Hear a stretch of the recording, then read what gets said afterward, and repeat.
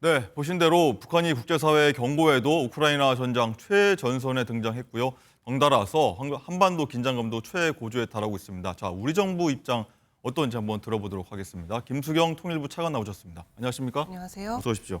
자, 먼저 북한의 러시아 파병 문제부터 짚어볼 텐데, 어제 윤 대통령도 북한군의 우크라이나 실제 전선 투입이 예상보다 좀 빠른 속도로 이뤄질 수 있던 굉장히 엄중한 상황이라고 얘기를 했는데, 이번 파병 문제는 우리 정부에서는 어떻게 좀 바라보고 있습니까? 러시아가 우크라이나를 침략 전쟁한 것은 당연히 불법적인 일이고 여기에 북한이 파병을 한다라는 것은 국제사회 안보에 대단한 위협이라고 할 수가 있겠습니다. 그리고 북한과의 일체 군사 협력을 금지한 유엔 안보리 결의에 대해서 정면적으로 위반하는 행위이기 때문에 당연히 규탄을 할 수밖에 없는 일이고 무기 거래에 이어서 파병까지 강행한다라는 것은 명분 없는 전쟁에 북한의 청년들을 사지에 몰아넣는 아주 대단히 그러니까 위중한 행위라고 할 수가 있겠습니다.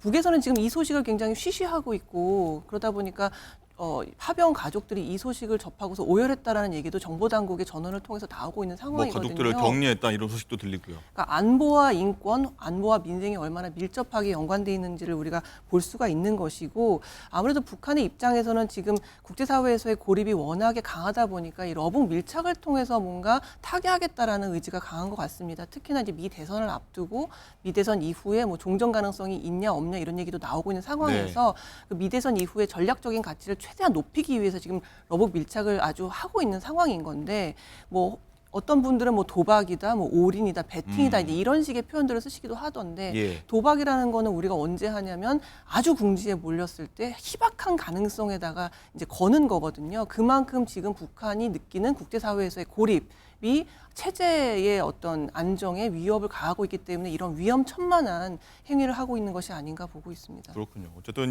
저희가 보도 내용을 보면은 북한군이 일단은 러시아 최전선에 도착을 했고 저희가 어제 전해드린 바가 있는데 이 북한군 병사들을 보면은 10대에서 20대 초 앳된 신병으로 추정된다.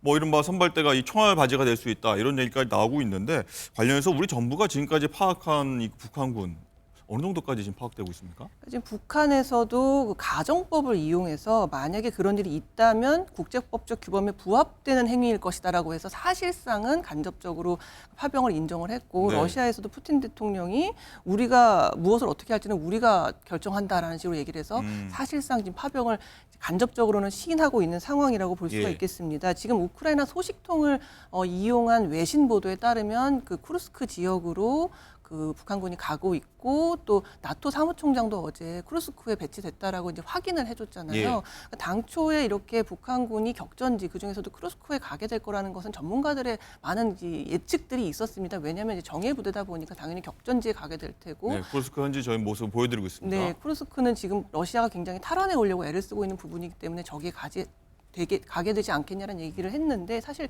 현대전이라는 게 개개인의 어떤 전투력, 군인의 전투력만 가지고 할 수 없는 부분이 있지 않겠습니까? 뭐 미사일 하나로 아니면 뭐 버튼 하나로 이렇게 다 이렇게 몰살할 수도 있기 때문에 과연 개개인의 전투력이 얼마나 효과적일지는 좀 봐야 될 부분인 것 같고 특히나 이 쿠르스크에 만약에 배치가 된다면 쿠르스크는 완전 평원지대이기 때문에 숨을 곳이 없다는 거죠. 북한의 산악지대와는 다른 지역이다. 예, 산악지대는 어디 숨기도 하고 할 수 있지만 평원에 이렇게 그대로 노출된다는 것은 굉장히 그 북한군의 그 목숨이 쉽게 이렇게 좀 위험할 수도 있기 때문에 그래서 지금 총알바지일 수도 있다라는 그런 뭐 김용현 국방장관도 얼마나 국감에서 이렇게 얘기를 하셨죠. 그 총알바지일 수 있다 이런 얘기들이 나오고 있는 것 같습니다. 그렇군요. 어쨌든 또 이 북한에 보면 김정은의 군부 최측근이라고 하죠. 김영복 인민군 부총참모장이 러시아에 입국했다. 그래서 파병 부대를 좀 지휘하고 있다. 이런 보도도 나오고 있는데 이건 어떤 의미라고 좀 봐야 되겠습니까? 저희가 많은 뭐 보도가 나왔고 분석하기도 했습니다만. 지금 외신에서 이제 우크라이나 소식통을 인용한 보도가 나왔죠. 그 김용복 인민군 부총참모장이 갔다라고 나오고 있고 지금 뭐 러시아의 그 최선희 외무상이 간다라는 얘기도 나오기 때문에 만약에 그게 사실이라면 굉장히 본격적으로 지금 파병이 지금 진행 중이다라고 할 수가 있을 것 같습니다. 김용복 같은 경우에는 그 최근에 굉장히 노출 빈도가 높았고요. 9월과 10월에 김정은이 특수부대 훈련 기지를 간 적이 있는데 그때 동행했던 사람이기도 합니다. 이 김용복이 갔다라는 것 과연 그가 그러면 러시아에서 직접 북한군을 지휘할지 아니면 그저 이렇게 뭐 정보를 수집하거나 데이터를 축적하거나 어떤 역할을 하게 될지는 좀 지켜봐야 될 것 같습니다. 아까 좀 전에 말씀하셨지만 이 최선희 외무상이 러시아를 방문한다 이런 얘기, 뭐 군부 그리고 외무상까지 한다는 건 어떤 의미로 저희가 좀 더 구체적으로 좀 들어봐야 할까요? 러북 밀착이 상당히 뭐 강력하다라는 걸 의미할 테고요. 물론 예. 그게 지금 외신 보도를 통해서 나오고 있어서 지금 뭐 사실관계는 좀 더 봐야겠지만 어쨌든 지금 그저 용병만 그냥 보내는 것이 아니라 파견만 하는 것이 아니라 이렇게 고위급들이 가가지고 구체적인 내용들을 협의한다거나 어떤 정보 같은 것들을 주고받는다라는 것은 그 러북 밀착이 굉장히 공고하게 진행되고 있다는 것을 알 수가 있습니다. 어쨌든 이번 사태를 보면은 일부 전문가들은 이렇게도 좀 분석을 합니다. 러시아와 동맹 관계를 굳건히 하면서 결국에는 우리와의 전쟁을 준비하는 거 아니냐 이렇게 해석도 하고 있는데 굉장히 좀 심각한 사안일 테고 우리 정부도 거기에 대해서 대비는 조금씩 해나갈 것 같은데 어떻습니까 지금? 그러니까 북한군 파병이 어떤 결과를 가져올지는 뭐 예단할 수는 없습니다. 우리가 모든 시나리오에 대해서 대비를 해야겠지만 어쨌든 엄중한 상황인 것만큼은 분명한 것 같고 그러면 지금 북한군이 갈 경우에 러시아가 대가로 무엇을 줄 것인가에 대해서 지금 다들 우려하는 것이 군사 기술을 만약에 전수해 줄 경우에 예를 들어서 뭐 ICBM 재진입 기술이라든가 이런 것들을 갖게 된다면 북한이 그러면 이것은 한반도에 엄청난 위협이 될 수 있기 때문에 그래서 우리가 이 전쟁이 남의 전쟁이 아니라 단지 다른 곳에서 일어나는 전쟁이 아니라 우리의 안보와도 직결되어 있는 전쟁이기 때문에 우리가 이렇게 심도 있게 논의를 하고 있는 부분인 거고요. 러시아가 북한에 이미 위성 기술을 좀 전수했다 이런 얘기도 지금 나오고 있는 게 사실이고요. 그런 얘기들이 지금 좀 나오고 있기 때문에 우리가 굉장히 예의주시를 해야 되는 상황인 것만은 분명한 것 같고요. 단기적인 전쟁 가능성보다는 중장기적으로 봤을 때 그러한 기술들이 러시아에서 북한으로 전수돼서 한반도의 위협, 나아가서는 세계 안보의 위협에 어떻게 영향을 미칠까에 대해서 다들 걱정하고 있기 때문에 지금 우리 정부가 국제사회와 공조해서 단계별로 여러 가지 시나리오마다 대응을 해 나갈 것이다라고 이제 이야기를 하고 있는 것입니다. 시나리오별이라면은 뭐 하나씩 구체적으로 짜놓은 것들이 있는다는 말씀이시죠? 러북의 밀착이 어느 단계까지 가느냐에 따라서 우리도 그에 상응하는 조치들을 해서 그런 뭐 전쟁이 나지 않도록 위협이 가해지지 않도록 하는 것들의 시나리오들을 아마 지금 착착 만들어서 논의하고 있습니다. 네. 자, 이어서 이 내용도 한번 짚어보도록 하겠습니다. 이런 가운데 이 북한이 평양에 추락한 이 무인기 사건에 대해서 최종 조사 결과를 발표를 했는데 자, 이번에도 어제 이렇게 북한이 얘기했습니다. 한국군의 무인기 침투다 이렇게 주장했는데 계속되는 북한의 이런 주장 어떤 의도라고 저희가 봐야 됩니까?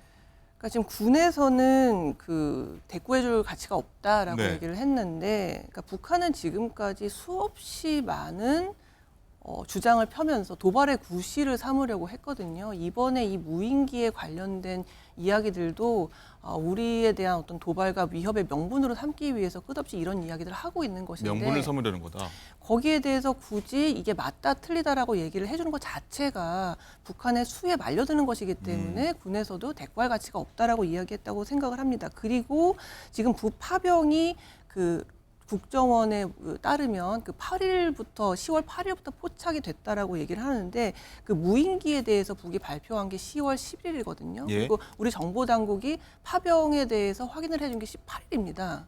그리고 바로 그 다음 날 이런 무인기가 발견됐다면 사진을 공개했어요. 그러니까 지금 러시아 파병으로 인해서 국제사회의 비난 또 엄청난 파급 효과가 일어나고 있지 않습니까? 덮으려는 의도로 이런 보인다. 것들에 대한 시선을 좀 분산하기 위해서 지금 무인기 이슈를 계속해서 지금 이야기하는 부분도 저는 없지 않다라고 보고 있습니다. 네. 자, 관련해서 이번 주 목요일에 이 북한의 이 우크라이나 파병 논의를 위해서 한미 외교 국방장관이 워싱턴에서 만남을 갖는다고 하는데 이 한미 동맹 차원에서 대응책이 구체적으로 좀 어떤 것들이 나올 거라고 예상을 하고 있고 좀 기대를 하고 계십니까? 지금 우크라 파병과 관련해서 지금 우리가 국제사회와 공조하고 있는 부분이 굉장히 많습니다. 이것 외에도 지금 한미일 안보실장이 얼마 전에 또 만나서 지금 이 상황에 대해서 정보를 공유하고 함께 이제 그 여러 가지 논의들을 해 나갔고요. 네. 또 얼마 전에는 정부 대표단이 나토에 가서 그 지금 상황에 대해서 브리핑도 하고 정보를 교류했습니다. 그리고 지금 2+2 외교국방장관 회의도 지금 3년 만에 개최되는 건데요. 여기에서도 이 우크라 파병과 관련된 공조에 대해서 아주 밀도 있는 이야기들이 나올 것으로 보입니다. 아마도 우리 정부에서도 지금 얘기하고 있듯이 러북의 밀착 상황에 따라서 얼마나 그들이 밀착해 하고 이 전황이 어떻게 되느냐에 따라서 우리도 단계별로 그 여러 가지 이제 카드를 가지고 시나리오별 대응을 하게 될 거고 그걸 한미 동맹을 통해서 여러 가지 논의를 하게 될 텐데 특히 이제 그 아마도 이제 미 대선 이후에 그 계속해서 이제 종전 가능성 이야기들이 막 나오고 있다 보니까 예. 북한의 입장에서도 이 계기에 어떻게 자신들의 전략적 가치를 가장 높일 것인가에 대해서 고민을 하고 그런 상황에서 지금 파병이 일어났다고 보거든요.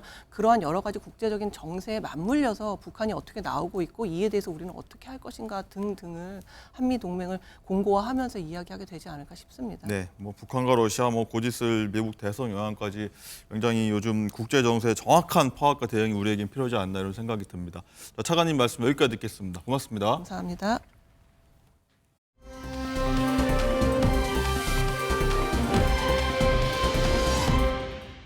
자, 그럼 이번엔 정치의 맥락과 그 이면을 짚어주실 분들과 함께 하도록 하겠습니다. 어서 오십시오. 안녕하십니까. 자, 리포트 보신 대로 이 북한의 러시아 파병과 관련해서 우리 정부의 대응에 대해서 뭐 정치권도 굉장히 시끄러운데 이 이정훈 실장님, 방금 보신 대로 민주당에서는 이 국가정보원 분석관이나 군의 이 참관단을 안을 좀 보내는 안을 검토하고 있는데 여기에 대해서 우리 정부 향해서 전쟁 놀이하느냐, 한반도의 전쟁을 획책하는 거 아니냐 이렇게 이재명 대표도 얘기했는데 이 부분에 대해서 어떻게 보셨습니까? 자, 이재명 대표가 총선 이후에 자신이 어떤 집권하는데 적임자다 그리고 대통령감이다라는 걸 보이기 위해서 집권 플랜도 가동을 하고 당의 체제도 만들지 않았습니까? 그러니까 수권을 할 수 있는 가장 안정적인 지도자 상을 하려고 하는데 이번에 결정적으로 그런 이 대통령감이 아니구나라는 걸 보여줬다고 저는 생각을 합니다. 왜냐하면 표현들 보시면 알겠지만 안보에 있어서는 이것을 진영 논리로 가져가서는 절대 안 되거든요. 그런데 이재명 대표의 표현은 뭐냐면 갑자기 주술적인 어떤 표현을 써가면서까지 하면서 이 논리가 안 맞습니다. 북한의 파병을 계기로 해서 한반도의 전쟁을 우리나라 정부가 획책하려 한다라고 지금 얘기를 하고 있거든요. 자, 보시죠. 지금 세계대전으로 비화시키는 어떤 모멘텀을 가져간 지도자가 누굽니까? 김정은입니다. 이건 지금 러시아와 우크라이나, 러시아의 침략으로 인해서 우크라이나와 전쟁이 벌어지고 있는데 나토도 그렇고 또 러시아의 동맹국도 아무도 참전 안 하고 있습니다.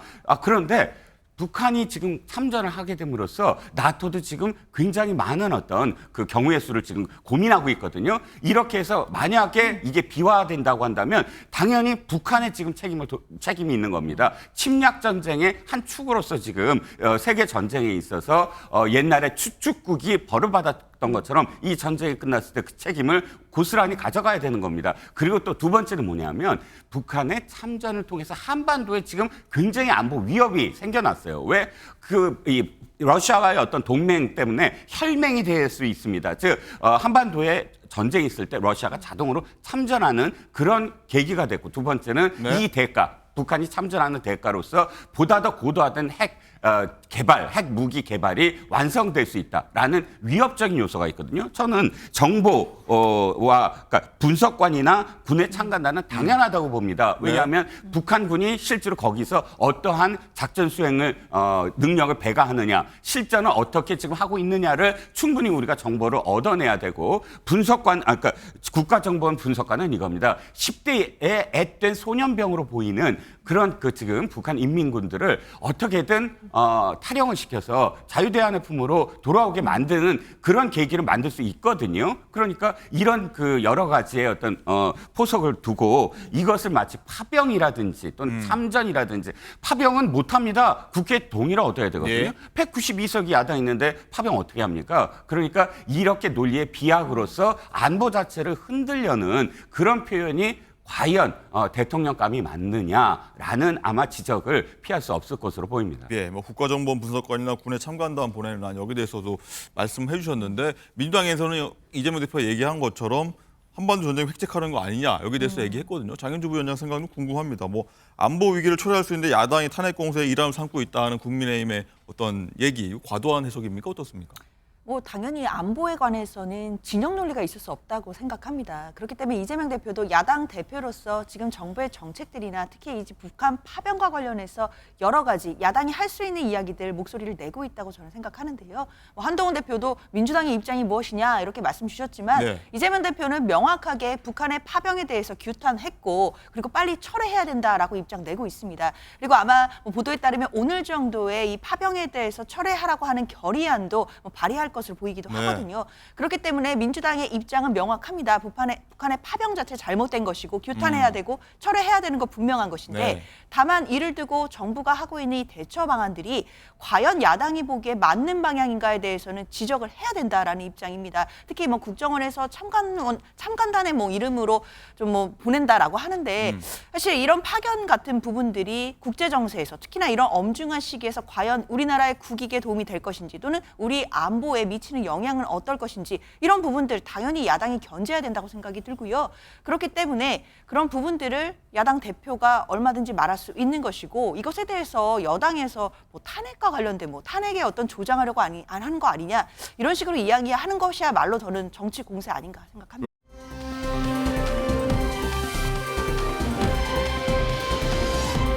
네, 계속해서 대담 이어가겠는데요.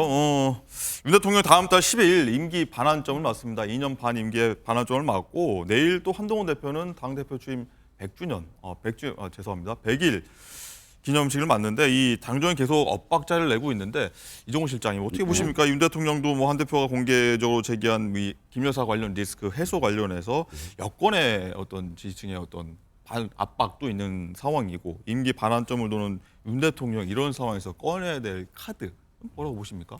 윤 대통령이 지금 그 현실에 대한 현재 그 정국에 대한 진단이 너무 안일하다라는 생각이 듭니다. 왜냐하면 일단 대통령은 지지율이 만약에 계속 하락을 하면 자신이 하고 싶은 것을 할 수가 없어요. 네. 4대 개혁 말씀을 계속 하시는데 자신이 안전이 탄탄하게 자신을 뒷받침하는 그 핵심 지지층에다가 여기에 플러스 알파가 있어야 4대 개혁의 동력이 일어납니다. 지금 더군다나 국회는 여소야대입니다. 그것도 원사이드하게 여소야대거든요. 이런 상황 속에서 지지율마저도 하락해 있는데 어떤 힘으로 개혁을 완수를 합니까? 그건 불가능하거든요. 그렇다면 지지율이 왜 하락하냐에 대한 현재 정국에 대한 진단이 뚜렷해야 됩니다. 그 진단은요, 대통령실에서 얘기했듯이 원래 개혁이 인기가 없어서 그래 이게 아니라 누가 되든 뭐 보수 지지층도 마찬가지지만 김건희 여사 등 윤 대통령이 가까운 사람들에 대해서는 추상 같지 못하다. 왜 먼 사람들에 대해서는 추상 같은데 가까이 있는 사람들한테는 춘풍 즉 그런 따뜻한 눈초리만 보내고 있느냐라는 목소리가 지금 가장 높게 나타나고 있거든요. 그렇기 때문에 어떻게든 김건희 여사 문제 등 김건희 여사가 잘했다 잘못했다의 차원이 아닙니다. 이 정국을 타개하기 위해서 보다 더 엄중하게 가까운 사람들에 대해서 이 견제를 하겠다. 그게 특별감찰관이든 네. 아니면 제2부속실이든 이런 것들이 시위를 다투지 않는다라고 표현하는 것이 저는 현실 인식이 잘못됐다고 저는 생각을 하거든요. 시위를 다투는 문제입니다. 더군다나 2기잖아요. 그러니까 반환점이 돌면 1기에서 2기로 넘어갑니다. 이제는 위에서부터 천천히 연착륙을 해야 되는데 이러면 2기에서 마저도 시위를 다투지 않습니다. 그러면 임기 거의 끝나가는 무렵에 특별감찰관 임명한들 어떤 효과가 있겠습니까? 그래서 아직도 안이하신 게 아니냐 좀 걱정이 되고요. 네. 어쨌든 한동훈 대표도 취임 100일을 맞아서 이제 여러 가지 고민을 하겠지만 완급 조절도 필요하고 다 하겠지만 어쨌든 지금 한동훈 대표는 아주 절박하게 이 문제를 요구하고 있어서 저는 이 양비론이 아니라 대통령실이 좀 더 현실 인식을 절박하게 받아들여야 된다라는 생각입니다. 네. 말씀드린 것처럼 한동훈 대표도 100일 내일 오전 10시 30분에 기자회견을 한다고 하는데 윤 대통령과 면담 이후에 당정 갈등, 계파 갈등, 보수 분열 일으켰다 이런 얘기까지 좀 많이 나오고 있는데 장윤주 부위원장은 어떻게 보십니까? 취임 100일 맞은 한동훈 대표의 생각은 무엇일지 평가는 어떻게 하시겠습니까? 사실 한동훈 대표로서는 지난번 대통령과의 면담에서 나름대로 승부수를 던진 거라고 저는 생각하거든요. 그러니까 당시에 이른바 3대 요구라고 해서 김건희 여사 문제를 해결할 나름대로의 요구안을 제시했지만 사실상 빈손으로 면담이 끝나게 되면서 한동훈 대표로서도 지금으로서는 지금 출구 전략을 찾지 못하는 모습으로 저는 보이긴 합니다. 특히 특별 감찰관을 임명하자라는 논자를 두고서 지금 여권 내가 굉장히 분열을 하고 있는데요. 국민들 보시기에는 김건희 여사 문제가 과연 특별 감찰관만으로 다 해결될 수 있을 것인지 여기에서부터 의구심이 시작이 되거든요. 사실 김건희 여사가 그동안 여러 가지 논란들이 있었는데 그런 혐의들에 대해서 감찰로 끝날 것이 아니라 수사, 나아가서는 특검을 받아야 되는 것이 아닌가라는 또 국민들의 목소리도 존재하는 상황에서 특별 감찰관 임명만 가지고 지금 여권 내 분열하고 갈등하는 모습을 보여주는 것 저는 좀 본질을 회피해가는 생각이 들거든요. 네. 그렇기 때문에 한동훈 대표로서도 지금 100일을 앞두고 더 강한 이야기 그리고 만약에 본인이 정말 할 얘기가 있다면 정말 대통령실에 대해서도 어떤 모습으로 할 것인지 민심을 어떻게 받들 것인지 이런 모습 좀 더 구체적으로 보여줘야겠습니다. 그렇군요. 어쨌든 계속해서 한동훈 대표의 취임 100일 기자회견이 내일 있을 거다라고 말씀을 드리고 있는데 이런 얘기를 합니다. 자기는 이 강약 보수, 강자에게 강하고 약자에게 약한 보수를 새로운 보수 브랜드도 발표를 할 거다. 이런 얘기까지 나오고 있는데 구체적으로 어떤 얘기인 건지 한번 듣고 오도록 하겠습니다. 보수 정당이잖아요. 근데 보수 정당은 왜 그런지 모르겠지만 강약 약강의 이미지가 있죠. 기득권을 지키고 성장만을 말하고 이런 이미지가 있잖아요. 근데 저희는 그렇지 않습니다. 우리는 실제 보수는 책임감의 문제고 사회에 대한 책임, 공동체에 대한 책임이라고 생각합니다. 그러니까 우리의 어떤 실질은 강각양약일 거예요. 자, 이종훈 실장입니다. 네. 강강약약, 강자에게 강하겠다. 굉장히 의미심장하게 들리는데 앞으로 이런 기조를 쭉 이어가겠다는 얘기로 들리는데 이 김 여사 문제 해결을 두고서 강도 높게 어떤 주문을 할 것이다. 뭐 의지를 밝힌 것이다. 이렇게도 해석도 가능할까요? 글쎄요. 물론 시기가 시기이니만큼 그렇게 연결될 수도 있겠지요. 일단 강강약약이란 말은 보수 정권 또는 보수 우파에 대한 나쁜 이미지가 강자다 이렇게 지금 되어 있어요. 그래서 강자끼리, 그러니까 원래 기득권을 지키던 그런 어떤 세력 이렇게 되어 있기 때문에 도리어 약자들에게 소홀한 게 아니냐라는 그런 비판을 강강약약으로 한번 뛰어넘어 보겠다. 하나의 어떤 레토릭에서 출발을 해서 네. 앞으로의 어떤 아마도 따뜻한 보수에서 좀 힌트를 얻은 것 같아요. 좀 더 보수의 이미지를 다르게 바꿔나가겠다. 약자와 동행 뭐 이런 표현도 떠오르고 그런데 문제는 그걸 어떻게 실행하느냐에 대한 문제이죠. 이렇게 하나의 어떤 관념적인 수사로서 가능한 것이 아닙니다. 이 한동훈 대표에게 지금 부족하다고 느끼는 건 정책적인 아젠다가 있느냐는 거예요. 사실 정치인은 가장 중요한 게 누구다 그러면 누구로부터 출발하는 이미지가 하나씩 딱 있어야 되거든요. 네. 이를테면 문재인 그러면 사람이 우선 이런 어떤 캐치프레이즈가 네. 딱 떠오르잖아요. 그건 인권이라든지 이런 것들이 연결이 되고요.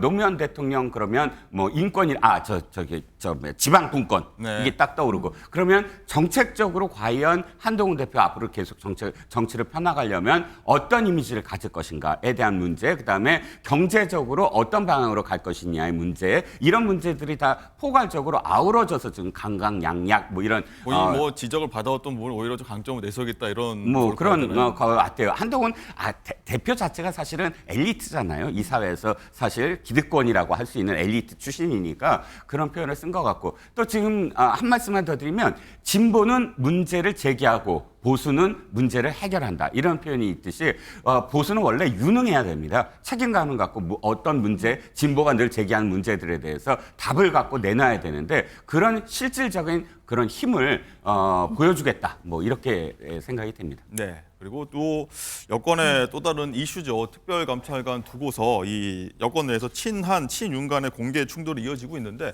의원총회 전에 한동훈 대표와 추경호 대표 간의 원내대표 간의 어떤 단판이 있을 거다. 이런 얘기도 계속 나오고 있고 그러지 않을 거란 얘기도 나오는데 그 목소리 제가 한번 담아봤습니다. 보고 오시죠. 당원과 국민들은 특별감찰관 추천에 대해 우리 의원들이 어떤 주장을 펴는지 알 권리가 있다고 생각을 합니다. 만약에 의총이 열린다면 공개 의총을 통해 토론과 표결이 이루어지기를 기대합니다. 이견과 의견을 교환하는 데 있어서는 좀 조용하게 문을 닫고 너무 남한테 알리지 않는 스스로 파기하는 건 좀 피해야 될 것 같습니다.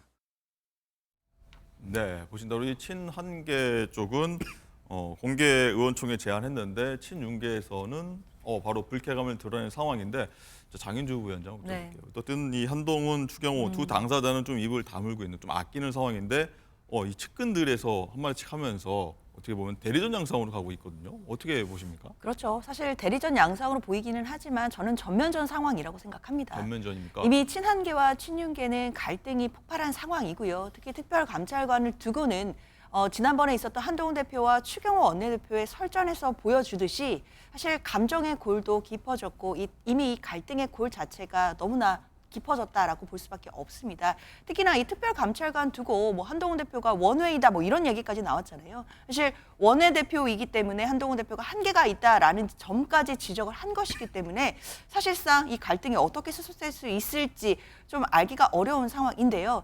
지금 뭐 대리전이라고 할 수 있을 정도로 뭐 최고위원들 사이에서도 여러 이야기들이 나오지만 저는 이게 결국에 가서는 뭐 의총을 공개하거나 뭐 공개 표결을 하는 가능성은 높지는 않다고 생각합니다. 만약에 그렇게 된다면 정말 여권 내에서 계파 갈등을 국민들께 생중계하는 모습이 될 수 있거든요. 네. 사실 이런 부분들은 물론 김종인 최고위원도 뭐 어떤 취지에서 공개하자라는지 그 취지는 뭐 충분히 이해가 되겠지만 정당의 생리상 이런 부분까지도 공개를 하게 된다라고 한다면 사실상 이 계파 갈등을 화합한다라는 것은 거의 불가능한 수준이 될 것이고요. 그렇기 때문에 저는 파국을 막기 위해서라도 아마 중간에 봉합하려는 노력들을 한동훈 대표와 추경호 원내대표가 어느 지점에서는 할 것으로 보이긴 합니다. 네. 근데 그렇기는 하지만 결국에는 의총 과정을 공개하지는 않더라도 어떤 식으로든 결정을 해야 되는 과정들이 남아있기 때문에 특별감찰관을 두고 나오는 갈등들은 앞으로는 계속 더 이어질 것으로 보입니다. 네. 그건 야당 쪽에서는 잘 해결될 것이다. 두 대표가 단판을 지으면서 해결될 것이다. 이렇게 보시는 입장이군요. 자, 그리고 이런 가운데 어제 국민의힘에서 가장 큰 이슈 또 하나가 있었죠. 총선 백서가 드디어 나왔는데 총선이 끝나고 200여 일 만에 뒤늦게 나온 건데 한 대표, 추 원내대표는 여기에 대해서는 살짝 언급을 했습니다. 어떤 얘기인지 듣고 오시죠. 백서에서 불안정한 단정 관계가 빠르게 모시겠습니다. 평가는 백서가 하는 게 아니라 국민들이 하시는 거죠. 총선 백서는 오늘 최고위에서 보고가 있었고 그리고 아마 공개가 된 걸로 알고 있는데 저도 뭐 아직 내용에 관해서는 제가 일일이 하나하나 말씀드릴 상황은 아닌 것 같습니다. 많은 분들이 보시고 평가하시리라 그렇게 생각합니다. 네, 보신 대로 당대표, 원내대표는 이런 반응을 보이는데 굉장히 조심스러운 입장이기도 하는데 자, 이 실장님 어떻게 보십니까? 이 백서를 두고서 많은 해석들이 오갔습니다. 어떤 것들이 맞는지 어떻게? 저는 그야말로 백서였다. 어떤 뜻이냐면 그냥 하였다. 아무것도 내용이 채워지지 않았다라는 뜻으로 제가 많은 지금, 내용들이 나왔습니다만 무의미했다. 무의미했다는 겁니다. 나열만 했다는 것이죠. 자, 백서는 무엇 때문에 합니까? 반성문입니다. 반성문은 왜 쓰죠? 정확하게 무엇을 잘못했다라는 게 드러나야 됩니다. 그런데 안에서 이걸 읽어보신 분은 알겠지만 모든 게 다 들어가 있어요. 원하는 게 무엇인지 몰라서 다 집어넣어봤습니다. 거의 그 수준입니다. 이건 나열이거든요. 저는 가장 잘된 백서가 민주당에서 나온 겁니다. 민주당에서 총선에서 그때 대패를 했을 때 총선 백서를 누구한테 맡겼냐면 한상진 서울대 사회학과 교수한테 맡겼습니다. 네. 한상진 교수가 백서를 썼는데 딱 한마디로 요약이 딱 됩니다. 민주당은 운동권 정당이기 때문에 졌다 했어요. 운동권 생리. 그러니까 당의 시스템이 운동권 출신들이 서로 밀어주고 끌어주고 하면서 제대로 경쟁력 있는 어떤 분석이나 혹은 정치 비전의 수기 과정이 없었다. 여기서부터 출발을 합니다. 그러니까 쭉 읽어내려가면서 그래. 이 정당의 정말 원인은 이거야 라고 느낄 수가 있었습니다. 어제 총선 백서 제목이 마지막 기회라고 조금 전에 나갔는데 네. 마지막 기회를 그러면 잘 못 잡았다고 보십니까? 저는 전혀 그러니까 뭐 때문이냐가 아주 그냥 똑같은 흐름으로만 돼 있어요. 그 정확하게 이 백서에 뭐가 없냐면 12년 동안 왜 졌느냐에 대한 답이 나와야 돼요. 12년 동안 졌어요. 3번의 총선을 내리졌어요. 이번만 아니라 좀 다 12년을 돌아봤어야 된다. 예, 12년. 그러니까 보수 정당이 연달아서 12년을 진 건 이번이 처음이에요. 87년 체제 이후에도 그렇고 그 이전부터도 거의 없는 상황입니다. 그렇다면 왜 우리가 3연패를 했느냐, 3번 연달아 졌느냐가 이 안에 담겨 있어야 돼요. 그런데 지금 이 안에는 지금 우리가 언제 뭐를 했고 언제 뭐를 했고 언제 뭐를 했고 이것만 쭉 나열이 돼 있거든요. 그러면 해석이 어떻게 되죠? 이쪽에서는 커봐라 이 기절이 있으니까 당신 탓이다. 이쪽에서는 커봐라 다음 기절을 봐라 당신 탓이다. 이렇게 논란을 일으키게 만드는 백서는 아무 의미가 없습니다. 왜 지금까지 몇 개월 동안 뭐 때문에 이렇게 힘을 들여서 논란을 불러일으키면서까지 이런 정도의 내용을 갖고 백서를 만들었는지 저는 정말 실망스러웠습니다. 그렇군요. 어쨌든 말씀만 듣다 보면은 뭐 여권의 많은 문제들이 지금 야기가 되고 있고 또 총선 백서마저 이런 문제 갖고 있다고 말씀해 주시는데 보면 이 계속해서 자중 질환이 계속 이어지고 있는 정부와 야당 뭐 이렇게 좀 해석할 수 있습니다.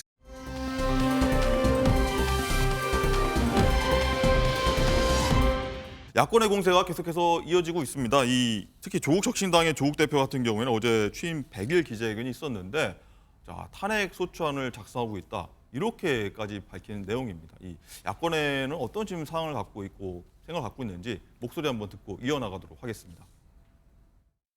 윤석열 정권이 얼마나 무대책, 무책임, 무능한지 증명되고 있습니다.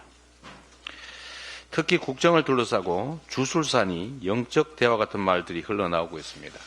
매달 탄핵 집회를 열 것이고 서초동에서 매주 전국을 돌면서 탄핵 다방이라는 형식으로 직접 국민들과 만납니다. 탄핵소추안을 작성을 하고 있습니다. 결정적 시기가 오게 되면 그 안을 완벽하게 만들 건데 초안이라도 조만간 공개할 생각입니다. 네, 들으신 대로인데 장윤주 부위원장님, 네. 구체적으로 탄핵 사유를 갖고 지금 탄핵안을 작성하고 있다고 봐야 됩니까? 어떻습니까?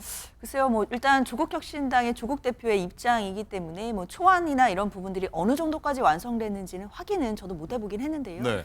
아마 대표가 저렇게까지 이야기를 하는 것을 본다면 뭐 어느 정도는 초안이 완성되는 수준이 아닌가라는 생각은 들긴 합니다. 사실 그렇지만 일단 민주당 입장에서는 뭐 같은 야당이긴 하지만 민주당 입장에서는 일단은 탄핵을 뭐 공식화하거나 뭐 공론화하고 있는 상황은 전혀 아니거든요. 네. 다만 이제 이번 주에 있을 뭐 장애 집회라든지 이런 부분들은 민주당이 결국 김건희 여사에 대한 특검법을 다시 한번 또 통과시키기 위해서 국민적인 여론을 모으는 그런 과정이라고 봐야 될 것 같고요. 일단 조국 대표로서는 또 조국 혁신당으로서는 사실 처음에 총선에 출범했을 때부터 쇄빙선의 역할을 자처하겠다라고 했었거든요. 예. 결국에는 좀 담대한 소수로서 가는 길을 가겠다라는 것이 본인들의 이야기이기 때문에 아마 앞으로도 이런 강경한 기조는 계속 될 것이라고 생각은 들고 뭐 탄핵소추안이 되었던 뭐 이런 부분들이 구체적으로 만약에 공개가 된다라고 한다면 사실 정치권에는 굉장히 큰 파장이 될 것 같기는 합니다. 네. 자, 이종훈 실장님 마지막으로 한 줄 여쭤볼 텐데 이 탄핵 사유가 되는 건지에 두고서 많은 분들이 아마 의아하실 분들도 계실 것 같은데 야당 쪽에서는 왜 이런 특히 조국혁신당에서는 탄핵 소추안을 작성하고 있다 이렇게 봐야 됩니까? 한마디로 말씀드리면 영광에서 뺨 맞고 광화문에서 화풀이한다 이렇게 표현하고 싶어요. 영광 완전히 조국 대표가 처음으로 자신의 모든 것 올인을 했어요. 그래서 뭐 월세 운운하면서 어떻게든 지금 그러니까 조국혁신당은 다 비례대표잖아요. 그런데 실제로 선출된 공직자를 탄생시키면 그 다음부터 지선이라든지 이런 데서 상당히 특히 호남을 베이스로 한 새로운 어떤 정당의 개혁을 모습을 보여줄 수 있을 것이다라고 기대를 했는데 재보궐선거 말씀하시는 겁니다. 그렇죠. 영광군수 재보궐선거 그런데 실패했습니다. 그러자 갑작스럽게 탄핵을 들고 나왔습니다. 민주당도 뭐 곧 이제 장애 집회를 한다고 하지만 먼저 자신들이 했다라는 그런 어떤 선점 효과를 노린 것 같고 또 조국 대표로서는 앞으로 곧 있을 대법원에 자신의 혐의에 대한 확정 판결을 앞두고 보다 더 사법부의 메시지 내가 지금 이런 어떤 탄핵을 주도하고 있는 야당 대표야라는 어떤 메시지 효과도 있고 또 계속 조국당에 관심을 기울이게 만드는 어떤 프라이밍 효과를 노리고 있는 것일 텐데 과연 이것이 국민들로부터 조국혁신당에 대한 관심을 계속 지속시킬 수 있는 매개가 될까? 그건 좀 미지수라고 봅니다. 알겠습니다. 뭐 사법 리스크를 비호하기 위한 방탄 작전이다 이런 뜻을 공감하시는군요. 네, 알겠습니다. 그렇습니다. 자, 오늘 얘기는 여기까지 듣도록 하겠습니다. 고맙습니다.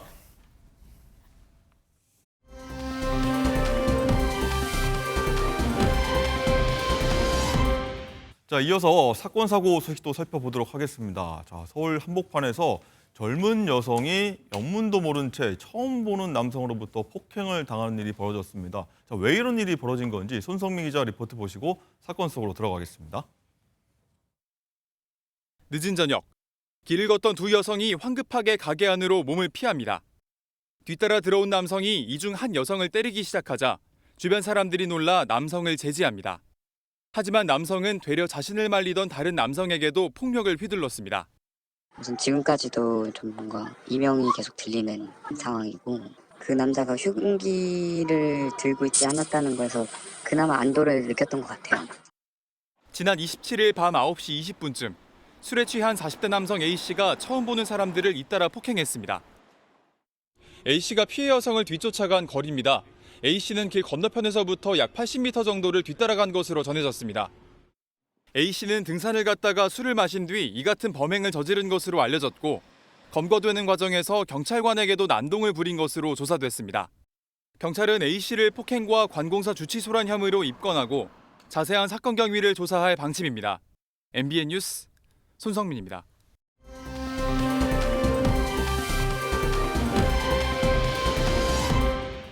자, 지금부터 사건 전문가들과 함께 내용 더 깊숙이 살펴보도록 하겠습니다. 안녕하십니까? 안녕하세요. 어서 오십시오.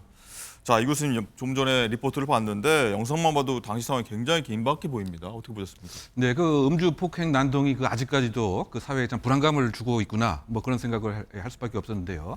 소위 말해서 음주라고 하는 것이 지금 각종 범죄에 상호 연관성이 30%, 40%입니다. 뭐 예를 들면 성폭행 사건, 폭행 사건, 뭐 살인 사건, 술을 먹고서 범행을 하는 경우가 30%, 40%이기 때문에 네. 이 근본적인 이런 이 사회의 안전을 위해서는 술에 대한 전반적인 사회의 소위 말해서 용인하는 정도도 조금 엄격하게 가져갈 필요가 있지 않는가, 뭐 그런 생각도 해보고요. 또 술과 관련돼서 사후 조치를 하는 그러한 지금 기관이 뭐 경찰, 뭐 복지부, 지자체 이렇게 돼 있는데 네. 그 부분도 여러 가지 좀 사각지대가 많이 있습니다. 즉 바꿔 얘기하면은 이것을 사전에 예방을 해서 안전하게 귀가 조치를 시키는 뭐 이런 업무를 경찰이 또 하고 있는데 이것에 사실은 근거법이 사실 좀 애매한 뭐 이런 상황도 있고요. 그래서 요약을 하게 되면 이런 그 음주로 인한 사회 불안을 조성시키는 그런 근본적인 인프라에 대한 구축이 좀 필요하지 않는가. 지금 이번 그 사례에서도 여성은 전혀 일면식이 없는 그런 상대인데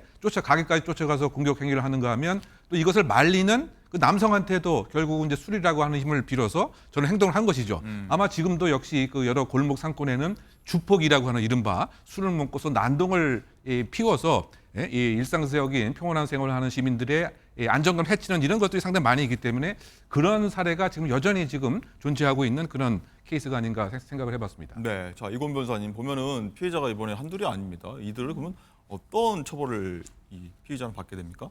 피해자 같은 경우에는요, 폭행을 했기 때문에 또 상해를 했기 때문에 당연히 상해죄 등이 성립할 것 같고요. 아까 교수님 말씀 주신 거에 제가 더해서 조금 의견을 드리자면 네. 음주를 했기 때문에 나는 그때 당시 상황이 기억이 안 난다, 심신미약이다 혹은 심신상실이다라는 주장을 할 수도 있습니다. 흔히 듣는 얘기입니다. 네, 그렇지만요. 가명 사유로 적용되기는 굉장히 어려울 것 같고요. 이런 음주 상태의 이런 주폭 범죄들을 줄이기 위해서는 우리 법원에서도 음주 상태에서 이런 폭행, 상해, 심지어 살인 이런 사건이 났을 때 오히려 가중해서 처벌하는 양형 기준을 성립한다면 그렇다면 이런 범죄 좀 줄어들지 않을까라는 생각이 듭니다. 그렇군요.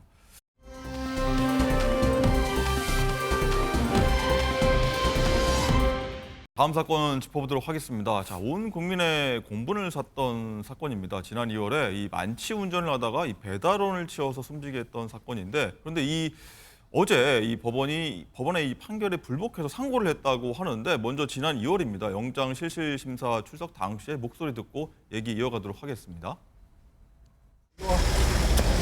구호 조치도 안 하셨는데 돌아가신 피해자분께 하실 말씀 없으세요? 죄송합니다. 피해자분 들이받은 거 알고 계셨어요? 음주 얼마나 했던 거예요? 자, 장가 기자 DJ 안모 씨인데 DJ 꿈을 포기하겠다며 반성하는 태도를 보이기도 했는데 보니까 2심 감형 판결에도 불복해서 다시 항소를 했습니다. 이걸 진정성 있습니까?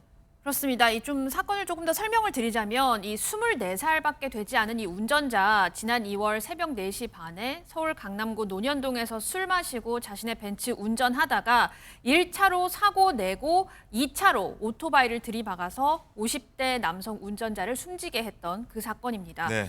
사고 당시 이 운전자는 이 피해자에 대한 구호 조치 없이 자신의 강아지만 안고 있었고요. 출동한 경찰관의 음주 측정 요구도 불응하다가 체포가 됐었습니다. 났었습니다.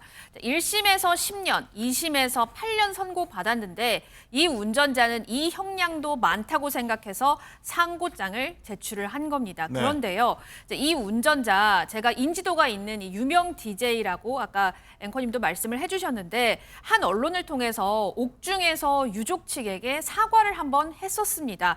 그런데 내용이 좀 기가 막혔던 게요. 이 운전자는 저 역시 어린 시절 아버지를 잃고 어머니와 단둘이 살면서 그 슬픔과 빈자리를 잘 알고 있다. 그래서 피해자께 죄송하다라고 언급을 한 바 있습니다. 그런데 알고 보니까 이 여성 운전자의 아버지가 살아 있었거든요. 네. 자, 그런데 자신이 또 어린 시절 아버지를 잃고라고 말을 해서 당시 이 피해 사망자가 50대 남성이기 때문에 그렇게 거짓으로 꾸며서 사과를 한 거냐 이런 비판에 직면하기도 했었습니다.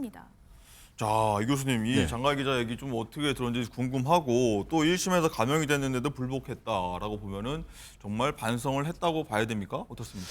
그러니까 이제 그 부분이 상당히 비난 가능성이 오히려 높아지는 그런 대목이 아닌가 저는 그런 네. 생각이 들고요. 더군다나 지금 그 행태를 보게 되면 그 운전을 했을 때 하지 말아야 할 행위를 모두 망라적으로 한 것이 아닌가 생각이 드는 거죠. 뭐 첫 번째는 당연히 지금 음주한 상태에서 운전했기 때문에 가장 잘못이죠. 네, 그 혈중 알코올 농도가 그 면허 취소 수준을 훌쩍 넘는 0.024%로 알려져 있고요. 뿐만이 아니고 사람을 사망케 했습니다. 그 위험 운전 그 치사의 혐의죠. 더군다나 그 피해자는 열심히 일을 하는 이 그 운전 도로 소위 말해서 그 라이더라고 부르시는 뭐 그런 것인데 그야말로 열심히 지금 일을 하고 있는 것에 느닷없이 이런 사망이라고 하는 결과가 생긴 뭐 이런 점에서부터 더군다나 그 사고가 나기 직전에 또 다른 교통사고가 있었으면 이것에 대한 보호 조치 이런 것을 다 해야 되는데 이른바 그 뺑소니 도주 치상의 또 혐의도 있는 것이죠. 네. 이렇게 그 망라적인 비난을 받아야 할 행위를 했는데 그런데 그 본인의 그 이야기 자체를 이렇게 1심 등을 통해서 보게 되면 마치 피해자가 근본적 원인을 제공한 것처럼 피해자가 2차선을 갔으면 이런 사고가 없었을 것이다. 뭐 이러한 그 변명 아닌 변명도 한 것 같고요. 어떻게 이런 변명할 수 있을까요? 더군다나 그와 더 나아가서 본인도 무엇인가 왜곡된 특권 의식을 갖고 있는 것이 아니냐. 바꿔 얘기하면은 해외에서 일정한 국위 선양을 했는데 내가 지금 뭐 이런 상황에 있어서 앞으로 좀 열심히 하겠다. 그러니까 일정한 뭐 특권 의식에 비추어서 조금 용서를 바라고 감형을 바란다라고 하는 이런 마음 자세와 사고 방식조차도 사실상 이렇게 양형이 너무 과하다고 하는 이유로 대법원 상고를 구할 과연 자격이 있느냐. 물론 피고인이기 때문에 자신의 그 방어권을 충분히 행사해 봄직도 하지만 네. 이 보통 평균인의 입장에서 보게 되면 기본적인 자세가 조금 못 미치는 것이 아닌가 생각이 되고 더군다나 아마 1심 상황에서는 이 사실도 인정을 안 하고 계속 부인을 했던 것 같습니다. 2심에 가서야 일부 좀 자백을 해서 그나마 양형이 2년은 줄어들었음에도 불구하고 네. 뭐 계속 대법원의 상고를 취하는 것은 진정한 반성의 마음이 과연 있는 것인가에 의문을 갖게 하는 대목으로 생각됩니다. 자, 이건 변호사님, 시청자 여러분들은 이 내용 보고 어떻게 받아들일지 사실 궁금하긴 한데 대법원 판단은 어떻게 나오리라 좀 예상을 하시겠습니까? 상고장을 제출했지만요. 상고가 기각될 가능성이 매우 높습니다. 왜냐하면 지금 피고인은 2심에 들어서는 범행 일체를 자백하지만 또 감형도 2년 받았습니다. 그래서 1심에서 10년이 선고됐다가 2심에서 8년으로 감형이 네. 되었는데 이조차도 양형이 너무 무겁습니다. 라면서 대법원에 상고장을 지금 제출한 상고심이 계속되는 그런 상황인데요. 그런데 상고 이유, 그러니까 상고의 대상이 되려면 양형부당을 사유로 할 때는 징역 10년 이상의 형이 선고될 때만 양형부당 이유로 심리를 할 수가 있습니다. 예. 근데 10년에 미달됐기 때문에 당연히 이를 이유로 상고를 한다고 하더라도 상고 기각될 가능성이 대단히 크다라고 본인의 변호사한테도 분명히 설명을 들었을 네. 거예요. 그런데 왜 상고장을 제출했을까? 제가 조심스럽게 추측을 해보면요. 아무래도 판결의 확정을 좀 미룰 목적이 아닌가 싶습니다. 판결이 확정되어 버리면 더 이상 미결 상태가 아니라 기결 상태로 바뀌죠. 근데 미결 상태에서는 변호인의 접견도 좀 자유롭고요. 그 횟수에서도 제한이 없습니다. 그리고 무죄 추정 원칙이 적용되기 때문에 아무래도 수감 생활이 조금 더 용이합니다. 그래서 이렇게 하루라도 혹은 몇 달이라도 미결 구금 상태를 좀 유지하기 위해서 상고 기각될 가능성이 대단히 높다라는 변호인의 조언을 들었지만 확정을 미루고자 상고장 제출한 것이 아닌가 싶습니다. 그렇군요. 그런 이유가 또 있을 수도 있다. 자세히 설명도 해주셨습니다.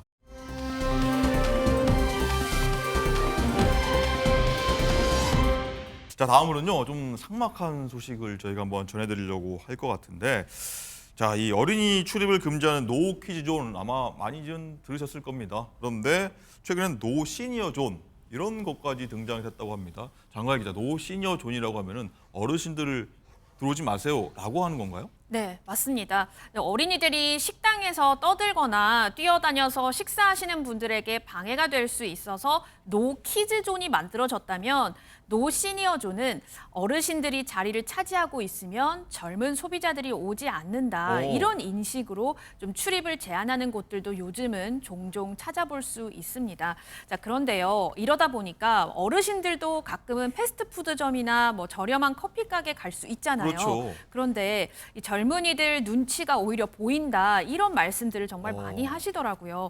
돈을 아끼고 싶어서 우리도 저렴한 데 가지만 마음 놓고 먹지는 못하고 젊은이들이 우리를 싫어하면 어쩌나 이런 생각까지 한다고 하시는데요. 그런 문제들이 여러 차례 이게 수면 위로 대두가 되다 보니까 이번에는 국가인권위원회에 진정을 넣고 판단을 받은 사례까지 생겼습니다. 한 강남의 헬스장에서 65세 이상이면 저희 헬스장에 오지 마세요라고 했답니다. 이 헬스장에서는 어르신들이 여기서 이제 안전사고가 발생할 수 있으니까 저희가 이렇게 제안을 하는 겁니다라고 했지만 인권위에 진정을 제기한 68살 어르신은 안전사고 발생이 나이에 비례하는 건 아니다라고 주장을 했는데 인권위에서 이 어르신의 손을 들어줬습니다. 네. 처음에 말씀해드린 대로 정말 삭막해졌다 우리 사회가 이렇게까지 가야 되나 싶은데 이 교수님은 이 소식 만약에 나한테 해당된다고 했을 때 어떻게 받아들이시겠습니까? 상당히 그 현실을 안타까워하면서 이거는 온당치 않다라고 얘기할 수밖에 없습니다. 저도 이제 곧 이 기준에 의하면 본의 아니게 시니어 레벨로 들어가는 뭐 이런 상황인데 예상치 않게 말이죠. 그런데 어쨌든 지금 전반적인 우리 사회가 그 고령 사회, 뭐 초고령 사회로 되고 있고, 뭐 심지어 그 최근에는 그 병력 자원 문제로 시니어 아미가 필요하지 않느냐, 뭐 이런 얘기도 그 나오는 판인데 뭐 이렇게 어떤 그 편의 시설에서는 일정한 합리적 근거 없이 제한을 한다라고 하는 것은 좀 온당치 않지 않느냐 그 생각이 들고요. 그럼에도 불구하고 요 1, 2년 사이에 이 전국에 걸쳐서 이러한 유사한 사례가 좀 많이 발생하는 듯합니다. 대구의 그 사성 호텔에서는 그 노인 어르신들의 아예 출입 자체를 헬스장에 금지를 한 것도 있었고요. 뭐 제천에서도 그 수영장에서 일정한 뭐 사고가 우려됐다고 하는 점, 그리고 강남 뭐 카페에서도 이른바 제주도 카페는 심지어 60세로 이렇게 나이를 제한한 것 같은데 이른바 분위기를 조금 흐리게 한다라고 하는 뭐 이러한 그 얘기인 것 같은데, 그런데 이것을 큰 틀에서 보게 된다면 과연 합리적인 근거가 있는 것인지, 그리고 미국 같은 뭐 이런 사례에서 이와 유사한 뭐 소송도 있긴 했습니다. 그런데 전면적으로 출입 자체를 금지하는 것은 이건 차별금지법에 위반이 되고, 다만 안전상의 이유가 확실한 근거가 있고 그 다음에 출입 제한 이외에 다시 이 대안으로서 제시할 수 있는 것이 있다고 한다면 이것은 차별금지에 해당이 안 된다 뭐 이런 입장인 것 같은데요. 우리도 지금 좀 조금 더 그 촘촘하게 정말 안전이 필요하다 한다면 그런 합리적 근거가 있어야 되겠죠. 그래 단순히 그 나이만으로 아예 출입 자체를 봉쇄한다고 한다고 하는 것은 우리 그 사회에 이를테면 뭐 쪼개진 뭐 이러한 균형을 야기시키는 좀 좋지 않은 생각이 아닌가 저는 개인적으로 평가합니다. 네, 좀 많은 생각을 하게 하고 또 때에 따라서 좀 공분도 살 수 있겠다. 좀 논의가 많이 필요하다 이런.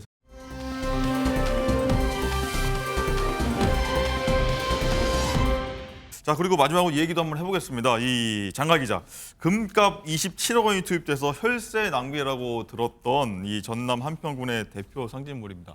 황금박지상이라고 있는데 뭐 저희가 한번 다룬 적이 있어서 한번 많이 기억하실 텐데 이 황금박지상이 최근에 껑충 뛰면서 또 다른 반전의 얘기가 나오고 있다고요? 그렇습니다. 이 전남 한평의 대표 상징물인 이 순금으로 만든 박쥐상, 이게 1999년에 멸종위기 1급인 황금박쥐 162마리가 한평에서 발견이 돼서 요거를 기념을 한번 해보자라고 해서 황금박쥐상을 만들었다고 합니다. 자, 제작 당시에 순금이 162kg 그리고 은이 281kg 등 이 금값이 27억 원이 들어서요.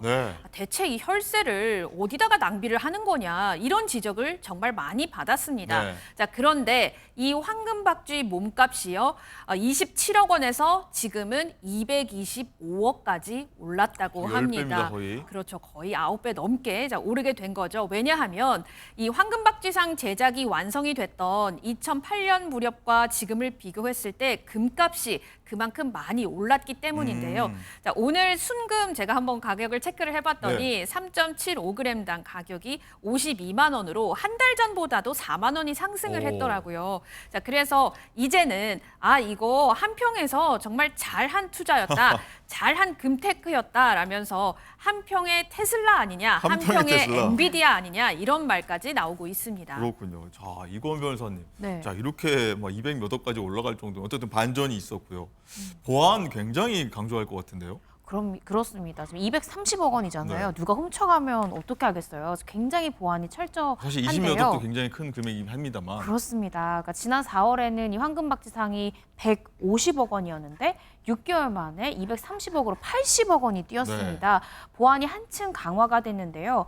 누가 훔쳐갈까 싶어서 이 방탄 유리, 이 두께만 3cm가 되는 망치로 깨도 깨지지 않는 방탄 유리를 설치해서 그 전시관 안에 잘 보관이 돼 있고요.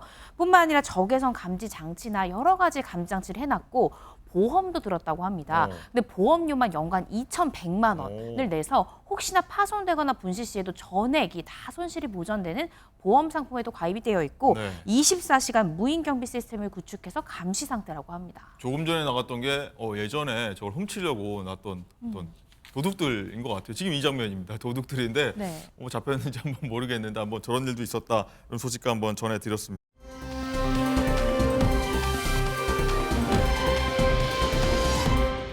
라이브픽입니다. 어제 숨막히는 접전 끝에 프로야구 한국 시리즈의 12번째 승자가 결정됐습니다. 호랑이 군단 기아 타이거즈가 정상을 차지했는데요. 이번 한국 시리즈에서 삼성을 꺾고 7년 만에 통합 우승을 일군 기아.